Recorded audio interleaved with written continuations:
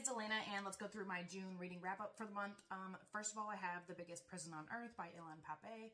If you were listening to last month's video, you know that I've been kind of into reading some stuff about Palestine, and we're continuing that trend this month. So this one was another, historical account of the atrocities that have been taking place since the inception of the State of Israel.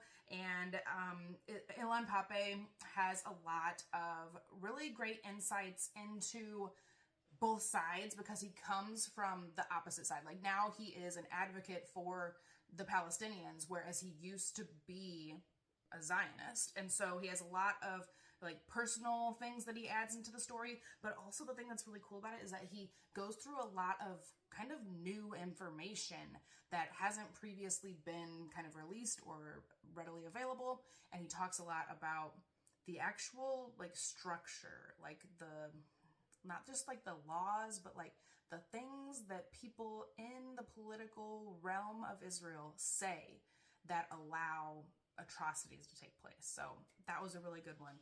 Another great little history book by Ilan Pappe. I also read On Palestine, which was a conversation between Ilan Pappe and Noam Chomsky. And this was kind of like an essay kind of thing. So there were like questions posed to them, and then they would discuss both Chomsky and Pappe. But the thing that I found interesting about this one is that it wasn't so much like a history book. It wasn't like a historical account of what's going on. It's how can we move forward? What are things that need to happen? What are the real, viable options? One state, two state solution. What other options are there out there? How can we address all of the grievances of the Palestinian people, and how do we as people in the West, how do we help support the Palestinians and move forward from here? So that was another 5-star read from me. I liked that one too. And the last book I want to talk about today is Against the Web by Michael Brooks.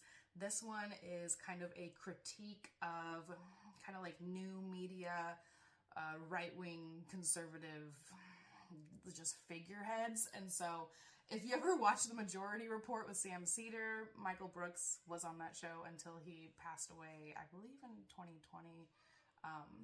But it reads a lot like watching an episode of The Majority Report. Like, he has evidence of like the silly things that these conservatives say, and he, breaks it down and tells you why it's wrong and how they don't actually offer any solutions to anything. They just whine and complain about stuff.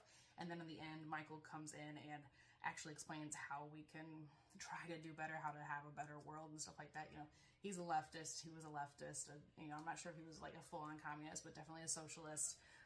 You can feel Michael's humor through the book. I've owned this book for many years, and I've just never gotten around to read it, so I finally got through it this month, and it just kind of makes you miss Michael. Not that, not somebody that personally, but someone that you would watch, and I would listen to him and hear his political commentary, and a lot of things that I agree with, and he would have been so good in today's age talking about what's going on in Palestine right now. He would have really had a lot to say, and would have had some great insights into what's happening right now. But yeah, so those were the 3 books I wanted to talk about this month.